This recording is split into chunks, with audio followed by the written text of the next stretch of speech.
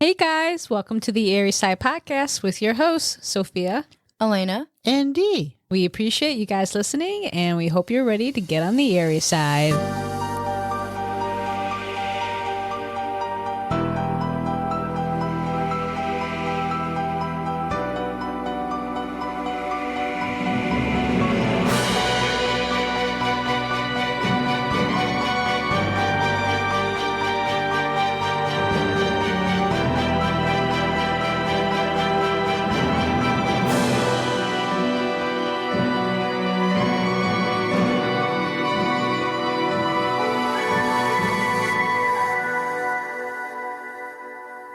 Before we get into the show, we would appreciate it if you could give the podcast a follow if you aren't already. And please make sure that bell notification is turned on so you'll be notified whenever we drop an episode. If you enjoy the show, we would love to have you leave us a review. And if there's a case suggestion or any feedback you'd like to share, feel free to send us a message in the text box below. And please remember to follow us on Instagram, TikTok, and Facebook if you aren't already. All right, with that, let's get into it. With Halloween right around the corner for us, or today if you are listening to this episode, whoop, whoop, I decided to do a true crime episode that was fitting for the season. If you lived in the United States growing up, by the time you were in your tweens, you probably heard stories about people putting razors and needles in Halloween candy. Now, while I wish those stories were myths, they actually aren't. There have been multiple cases over the decades of people finding sharp objects purposefully put into their Halloween candy, not by companies making the candy, but by other individuals who have tampered with the candy. Thankfully, no one has gotten seriously injured or died from these incidents. But what about when it comes to poisoned Halloween candy? And we're talking about specifically when it's been tampered with. I want you to both guess how many people have died in the United States due to Halloween candy poisonings. how many, what kind of poisoning? Like something is like food poisoning, like something just was an accident, or it was intentionally poisoned? Intentionally poisoned. And this is just not with razor blades or anything like that, with like actual poison or just any kind of tampering? Tampering that's been poisoned with. I don't know. I'd probably I would assume less than 100. I would hope it's not too high. You, Mom? 50. Well, the correct answer is only one person. Oh. And this happened to be 8-year-old Timothy O'Brien. Timothy was born on April 5th, 1966 to his parents, Ronald Clark O'Brien and Dayneen. Dayneen and Ronald were married, and they lived in Deer Park, Texas, which was a middle-class suburb of Houston. Ronald was an optician, and he was also a deacon at the Second Baptist Church, where he sang in the choir. A few years later, in 1969, Ronald and Dayneen welcomed a daughter named Elizabeth. Fast forward to Halloween night in 1974. Timothy is now 8, and that year he ends up going trick-or-treating with his dad, his sister, their neighbor, who was Jim Bates, and his 2 kids. Now, unfortunately, it was raining that night, so while everyone enjoyed trick-or-treating, they unfortunately did not get to trick-or-treat for as long as they normally would had it not been raining. They only ended up trick-or-treating at homes on 2 streets, and eventually they all went back home. Timothy and Elizabeth began getting ready for bed, but before they did, Ronald told his children that they each could have one piece of candy, and Ronald said that Timothy had chosen to eat a Pixy Stick. Now, in case you don't know, a Pixy Stick is a long, thin tube that is in the shape of a straw, and it has sweet and sour candy in it. Timothy actually had a hard time getting the candy out of the tube, so Ronald helped him get it out. But while eating the Pixy Stick, Timothy thought it tasted bitter, so his father gave him some Kool-Aid to help wash it down. After Timothy had finished the Kool-Aid, Ronald left his room, but later heard Timothy cry to him and say, "Daddy, Daddy, my stomach hurts." So Timothy became very sick quickly after eating the Pixy Stick. He then ran to the bathroom where he began vomiting, convulsing, and gasping for air. Ronald said he was holding Timothy as he vomited and that Timothy ended up becoming limp in his arms. Unfortunately, Timothy died on his way to the hospital, which was less than an hour after first eating the pixie stick. Wow, that's quick. Very quick. As soon as Timothy's body was brought to the morgue, the medical examiner could smell the scent of almonds coming from his mouth, which is a sign of cyanide poisoning. Oh, interesting. When the autopsy was conducted, it confirmed that Timothy had consumed enough potassium cyanide to kill 3 grown men. Based on what Ronald witnessed, people assumed that Timothy had been poisoned by the pixie stick, and so the community became very scared. Parents gave the candy their children had received from Halloween to the police because they feared it had poison. And as news of this trick-or-treat related death spread across the nation, some parents across the country vowed to never celebrate Halloween again, which I doubt actually happened after the case was solved. Police immediately worked to solve the crime. Because Timothy had only trick-or-treated on 2 streets, that actually gave the investigators a narrow area to search and a limited suspect pool. So the question was, where did the pixie stick come from? And actually, it was Pixy Stix, as in plural, because 5 children ended up receiving them. While trick-or-treating, the group had rung the doorbell of a house that had no lights on.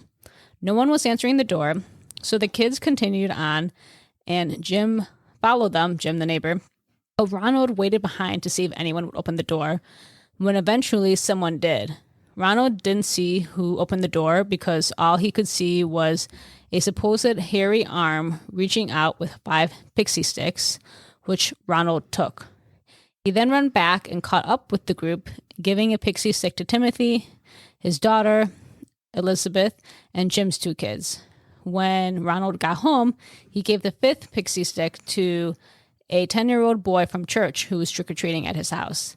As soon as the police heard this, they contacted Jim and made sure that his kids' pixie sticks had still been uneaten and took them in for examination. The police then reached out to the parents of the 10-year-old boy that Ronald knew from church and explained to them that the pixie stick was the source of the poison and that they needed to find it. So the parents searched through their boy's Halloween candy, and when they do not find any pixie stick, they become hysterical.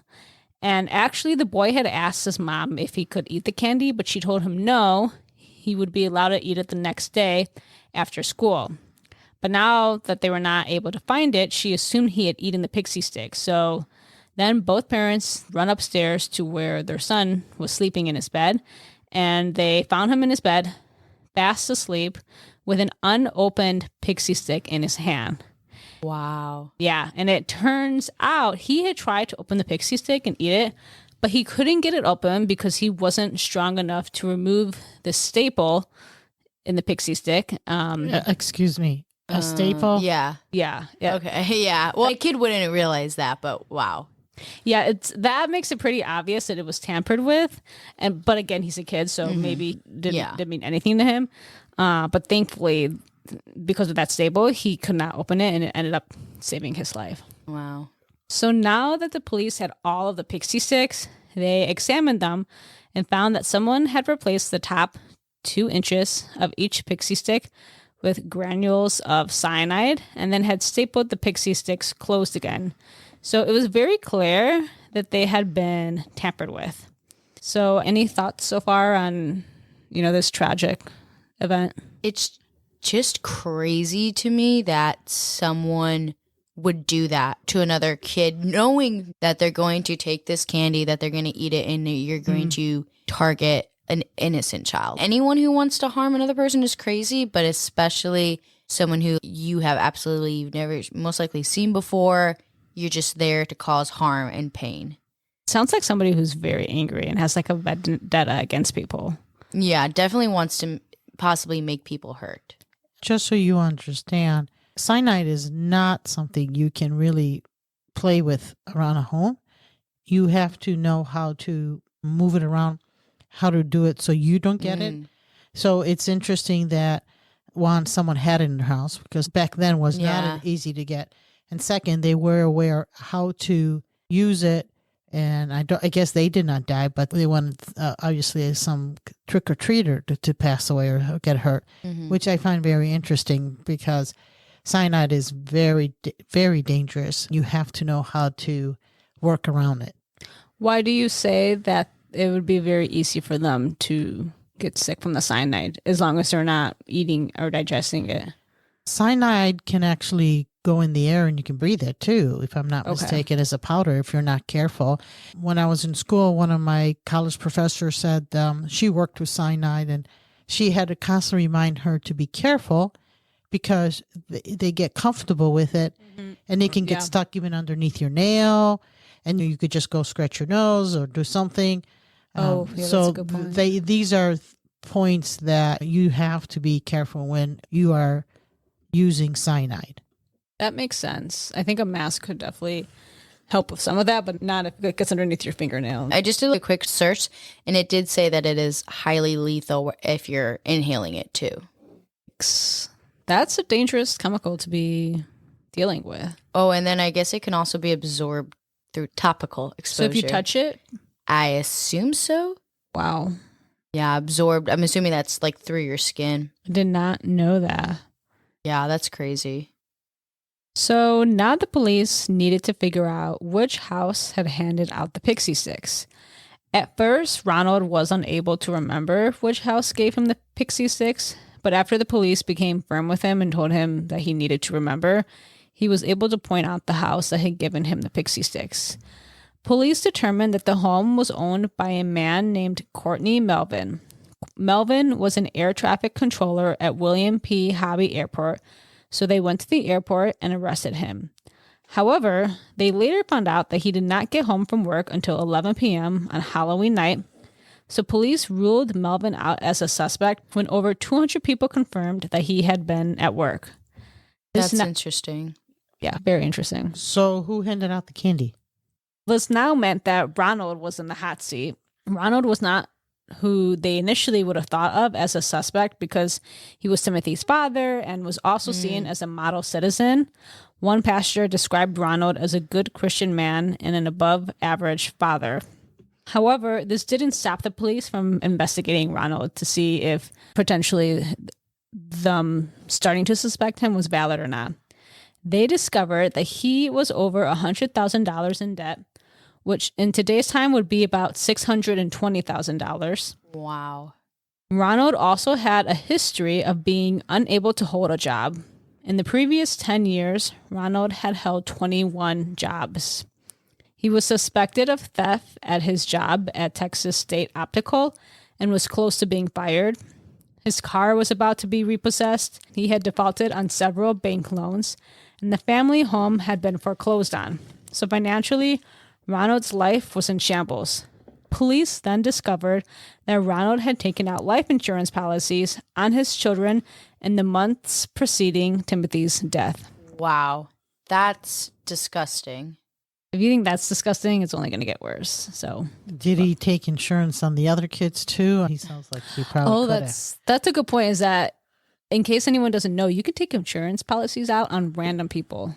Really? Yep. So like your neighbor or somebody you've never met before, you can just take it out on random people. Why? I don't know. That's just what the insurance policies allow. If you have an old neighbor, just take an insurance policy out on them and then they die and you get a money? Yep. Did that happen at all with the other kids or no? I don't think he had insurance policies on the other. I feel like it would be too obvious if he took them out on all the kids that died. He did have it though on his daughter. Yeah. Only one died. In his mind, he thought it was going to be more. And if you took a policy out on a kid that's not yours in addition to your own and then they all die, it's a little, I feel it too on the nose. The more I go into this, to me, he was really on the nose anyways. Mm-hmm. So I would not have been surprised if he had done it on other children too. In January 1974, he had taken out $10,000 life insurance policies on both of his children, which would be about $62,000 today. 1 month before Timothy's death, Ronald took out an additional $20,000 policies out on both his children, which would be about $124,000 today. And this was despite the objections of his life insurance agency. And then this gets even worse. In the days before Timothy's death, Ronald took out another $20,000 policy on each of his children. The various policies totaled approximately $60,000, which would be about $371,000 today. That's still not even close to how much he's in debt, though. Wait, 60 for each kid $60,000 total. total? That doesn't sound right if it was 10 per kid and then another 20 per kid. I think I just copied what they said, so maybe their math's not right. I think you have to have separate policies for each person, right? You can't Correct. combine it. No, you don't combine them. It should be about 100,000. Let me double check. Just weird that he's going to take a whole policy, do all this, and it's not even enough to cover his debt. The various policies totaled approximately $100,000, which would be over $620,000 today. So he was close to getting rid of all his debts. Well, the number was close to what his debts were. Yeah, I think it would have Okay. actually covered it. So it made sense why he took out the So many. and the Yeah. numbers he did. The morning after Timothy's death, Ronald called his insurance company to ask about collecting the policies he had taken out on Timothy. So he didn't even wait. Ronald's wife, Dadine, was adamant that she did not know about the insurance policies on her children's lives. Police also discovered that Ronald had visited a chemical supply store in Houston to buy cyanide shortly before Halloween, but he left without purchasing anything after learning that the smallest amount available for purchase was 5 pounds. Even though at the time police couldn't confirm Ronald had bought cyanide, which is true to this day, actually, they still can't confirm it. They suspected that he had somehow bought cyanide and that he had laced the candies with the poison in order to kill his children to collect on their life insurance policies due to his financial situation. And they believed he gave the other children poison candy in an effort to cover up his crime. Oh my God, that's just ridiculous. Yeah, it would have been complete collateral damage. It's bad enough that you're going to kill your own kids Right. for insurance money, but to then also kill other children that aren't even related or involved in this is just ridiculous. And they were like his neighbor's kids. There was a kid he knew Right. from church that I'm sure trusted him. And thank God he couldn't even get it open because of the staple. I know. After a warrant was granted, police searched Ronald's house and found a knife with candy residue on it, which was similar to the residue found on the cyanide-laced Pixy Stix. Police also found adding machine tape that had all of Ronald's bills written out next to the numbers on the adding machine tape, and it came to almost the exact amount of what he would collect from the life insurance. Okay. Yep. So he was even doing the numbers before then. He was planning it out. So at this point, it's not looking great for Ronald. Despite the fact that police repeatedly questioned Ronald, he maintained his innocence. But on November 5th, 1974, so only about 5 days after Halloween, Ronald was arrested for Timothy's murder. Ronald was indicted on 1 count of capital murder and 4 counts of attempted murder. He entered a plea of not guilty to all 5 counts, and his trial began in Houston on May 5th, 1975. During the trial, a chemist who knew Ronald testified that in the summer of 1973, Ronald contacted him asking about cyanide and how much would be fatal. That's 1973, which is over a year from when Timothy was actually poisoned. That's just crazy to me how far advanced he had planned this, and he had over a year to stop and take a second to think, maybe I shouldn't be doing this, and he just continued to go through with it. Yeah, it's really incredible in a really wrong way that after planning about it for a year, that he still went through with it, and that it took him a year to get there too. I'm shocked that he could go about keeping this secret for such a long time. Wasn't he waiting for the right opportunity, and Halloween is it? I think he was. I don't know why it amazes me, but it amazes me that he was able to wait a year and be so calculated about it, all the while looking at his son every day, knowing that he was planning this. Yeah, it's awful also for the kids too, because it's like those poor babies were just living their lives all while their father was planning on murdering them. And to know his daughter was also a target. Yeah. She had to live with that too, because she survived. Yeah. A chemical supply salesman also testified that Ronald had asked him how to purchase cyanide. Friends and coworkers testified that in the months before Timothy's death, Ronald showed an unusual interest in cyanide and spoke about how much it would take to kill a person. Oh my God, is he getting excited about this? I don't know if it's excitement or stupidity. I feel like it's really stupid of him to be leaving all this evidence behind. While I'm glad we have it, it's so dumb. It's stupid to kill your kids, but proven he already done that, so I wouldn't put it past him. I agree. Ronald's sister-in-law and brother-in-law testified that on the day of Timothy's funeral, Ronald spoke of using the money from Timothy's life insurance policy to take a long vacation and buy other items. Which I'm like, he's in all this debt, Yeah. and now he's got the money to get rid of that debt. But I feel like he's just going to continue to be in debt if he's actually talking about using the money that he got from killing his son for these extravagant Take a nice trips. vacation. Yeah. Like, what? I think he sounds a little unstable, actually. Like there's something wrong with him. Yeah, I think when somebody has lost their child, their first thought is not going to be, let's take a vacation. It's going to be, let's curl up in a ball in bed and cry all day and never leave. It's just, it shows you he's clearly not upset that he had to take Timothy's life in his mind. Yeah. And also, I want to say the fact that he's saying something like that at his son's funeral. Yeah, that too. That's sick. That's gross. Like, just mourn your kid. You're there to mourn your kid. You're there for your child that died. It's not doing Timothy any justice. And Ronald even pretended that he was shocked at the funeral about what had happened. And he gave it a very emotional eulogy about Timothy, but obviously it was all fake. So I'm assuming at that funeral, no one knew yet that it was him. Well, the police, I'm sure, were investigating Yeah, at that point, but no one else. No official arrest yet. Wow. Timothy's mother, Dean, also disclosed that Timothy did not choose the Pixy Stix, and instead, Ronald had, in fact, forced him to choose the Pixy Stix. Despite all this evidence, Ronald continued to maintain his innocence. His defense used the old urban legend about a crazy poisoner, somebody who hands out Halloween candy laced with poison, needles, or razor blades. So the defense was trying to say that the candy had been done by some crazy person. Yeah, him. Exactly. Ronald's problem is that I think he assumed that poisoned Halloween candy was a common occurrence when in fact there are no documented instances of poisoned Halloween candy, except for now Ronald, who's created it, of course.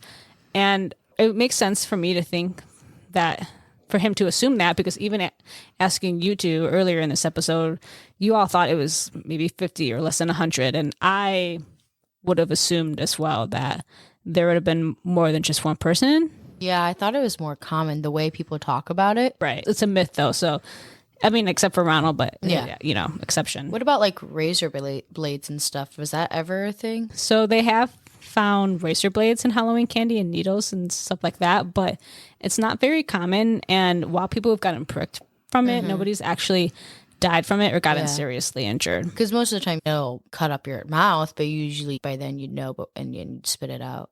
Yes, Versus and usually you can poison. tell the Halloween candy's been tampered with. Or True. Has there been, do you know if there's cases of like needles and razors before this case? Or is this kind of what started it? That's a good question. What year are we at? 1974. Okay, before that, they were talking about stuff in candy. I could tell you that.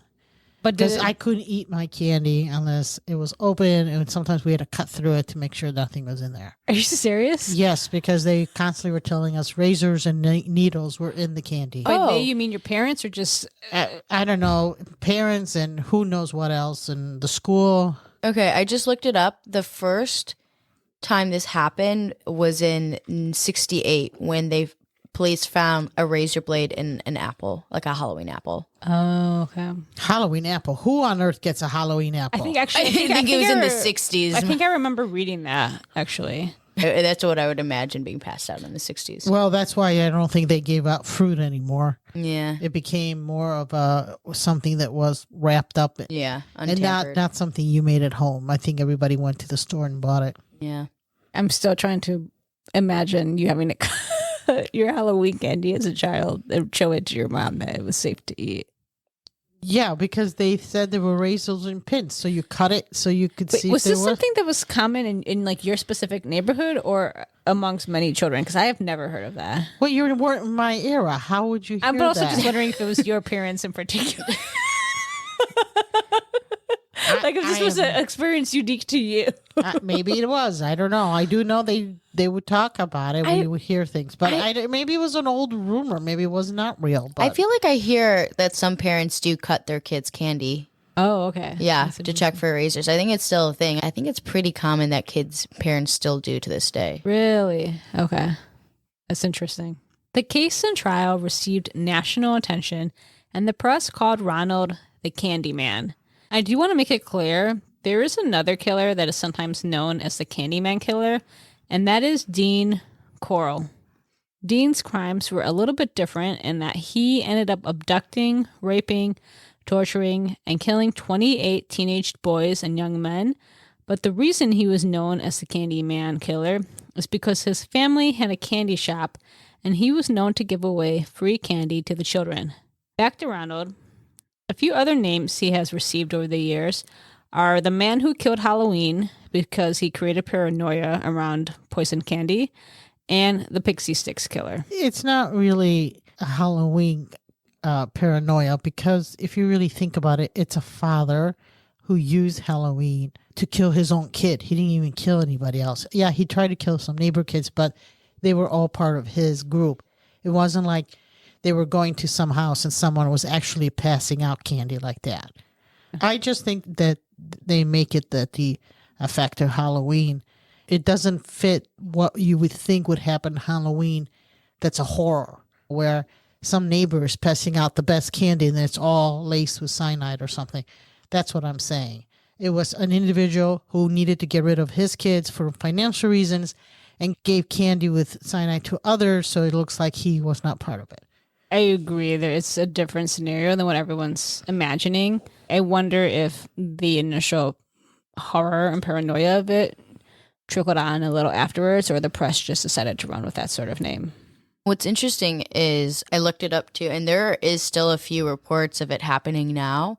It is still says it's like mainly a myth, but there was a few cases not too long ago, like a couple years ago, of people finding razor blades in like chocolate.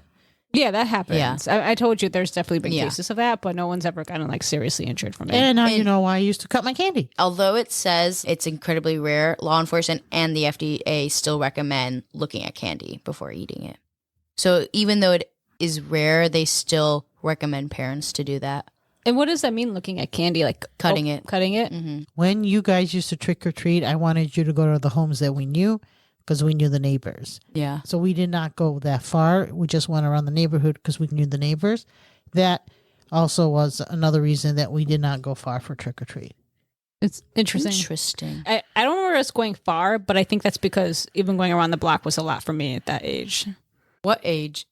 Like 7, 8, 6. Oh, okay. There's also times when you trick-or-treated when you were much older, too, like when I was younger, too. So it's like there's a wide range of childhood. At that point, I was trick-or-treating on my own, and she wasn't there. No, there were times where you were older and I was there, like when you were 13. I think it was just you and me, right? She didn't come with. Who's she? Oh, Mom. Who's she? Anyways, continue. On June 3rd, 1975, a jury took 46 minutes to find Ronald guilty of capital murder and 4 counts of attempted murder. The jury took 71 minutes to sentence him to death by electrocution. Shortly after he was convicted, Dean filed for divorce, and she later remarried, and her new husband adopted her daughter, Elizabeth. Ronald was taken to the prison called Ellis Unit in Huntsville, Texas. In prison, Ronald was shunned and despised by his fellow death row inmates for killing his child, and he had no friends. The inmates, Good. I think we all know at this point that inmates hate people who harm children. Yeah. The inmates actually petitioned to hold an organized demonstration on Ronald's execution day and to express their hatred of him, which, you know. Wow. If even the death row inmates hate you, that's when you know you're pretty bad. Yeah, it's literally the worst of the worst. Yeah. So Ronald was set to be executed on August 8th, 1980. His attorney successfully petitioned for a stay of execution. A second date was scheduled for May 25th, 1982, but that was also postponed. Judge Michael McSpadden scheduled a third execution day for October 31st, 1982, the 8th anniversary of the crime, and he offered to personally drive Ronald to the death chamber. Wait, this is the judge? Yes, the judge. Wow. It was to have been the first time Texas executed an inmate by lethal injection, but the Supreme Court delayed the date yet again to give Ronald a chance to pursue an appeal to seek a new trial. So the first Texas inmate who actually died by lethal injection was Charles Brooks Jr., who was convicted of murdering a man. A fourth date was finally scheduled for March 31st, 1984. I like how they're keeping... Oh, wait, no, never mind. You said March. Just kidding. I know I would have really appreciated it if it had been on October 31st, but it was the 31st of March. Ronald's lawyers sought a fourth stay on the basis that lethal injection was a cruel and unusual punishment, but a federal judge rejected the request. So on March 31st, 1984, shortly after midnight, Ronald was executed by lethal injection. His last meal was a literal feast. It consisted of T-bone steak, medium to well done, French fries and ketchup, whole kernel corn, sweet peas, lettuce and tomato salad with egg and French dressing, iced tea, sweetener, saltines, Boston cream pie, and rolls. I'm sorry, don't they have a financial cap that they put on their meals? Like, I'm pretty sure they can't get anything over $50 now. Or is that... I'm pretty sure they put a cap on your final meal. I don't know, but this was definitely the feast of final meals. He definitely went out bloated, that's for sure. Yeah. I also find it unfair that he got a wonderful last meal, but his son was left with cyanide as his last meal. Yeah. And honestly, I was afraid you were going to say, and then he also asked for candy or something. And I was like, this is going to be... But that would have really pissed me off if he asked for that and they let him have that. Yeah. On a side note, while you look up whatever you're looking up, I noticed that when death row inmates ask for like steak, at least I've seen two people now. Ronald was one, and then it may have been Charles Brooks Jr., who I was researching up. I'm not sure. But another one, they were both given T-bone steaks. Not sure if that's like the only steak they're given, but I thought that was pretty interesting. I did look, and most states have like a financial limit on what they can request.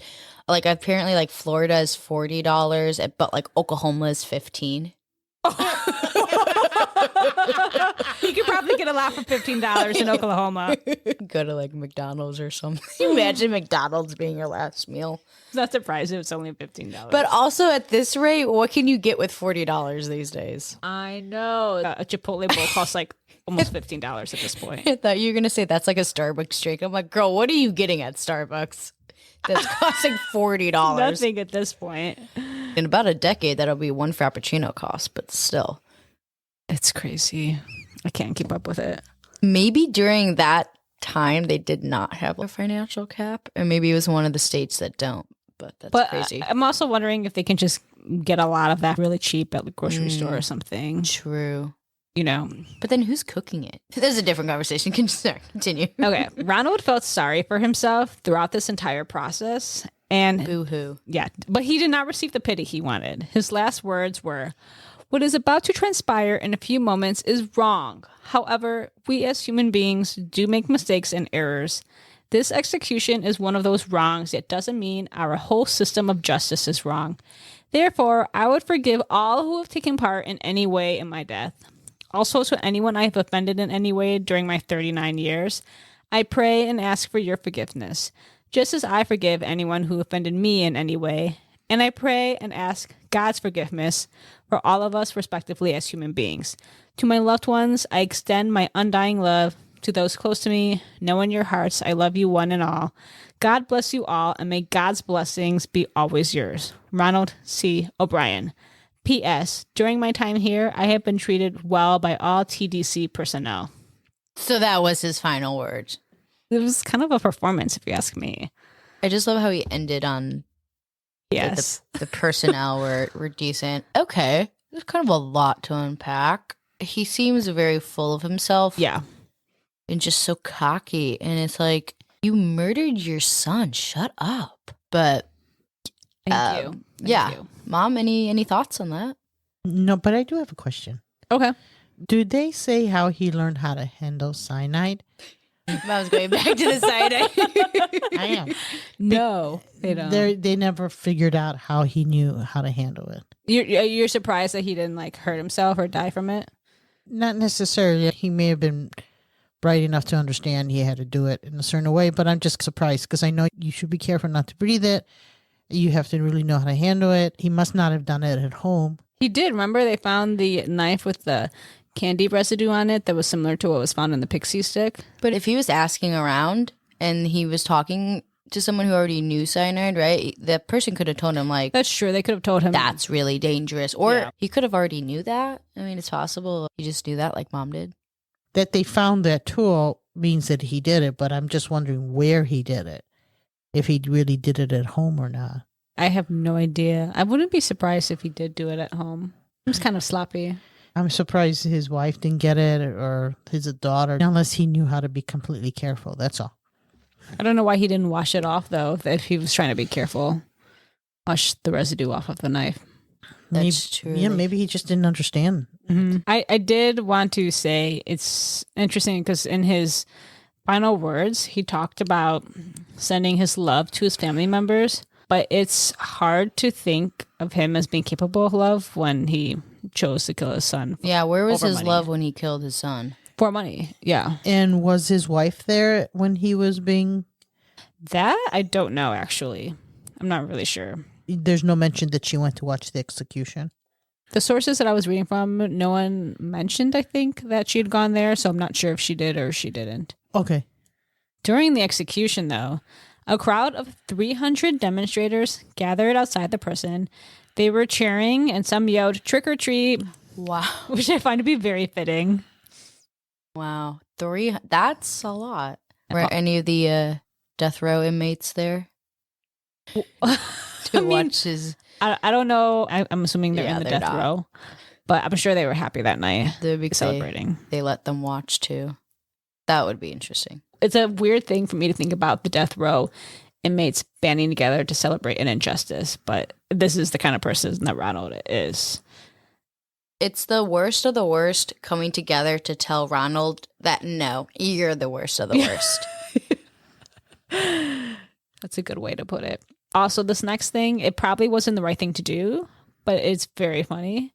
So there were demonstrators, right, who were like cheering about Ronald being executed, but then there were also anti-death penalty demonstrators there. Oh. And the demonstrators were tossing candy over to the anti-death penalty demonstrators to mock them. Oh, I see. And that was kind of funny, the whole narrative of it. What haunts me is how some people saw Ronald as an above average father, and that he probably seemed to come across as caring to a lot of people. And to think that Timothy's last words were, "Daddy, Daddy, my stomach hurts," and to know that Ronald probably comforted him in those moments and was actually waiting for him to die, knowing that he did that to him, makes me really sick. I think Ronald has some issues there, mental issues. There's no empathy there.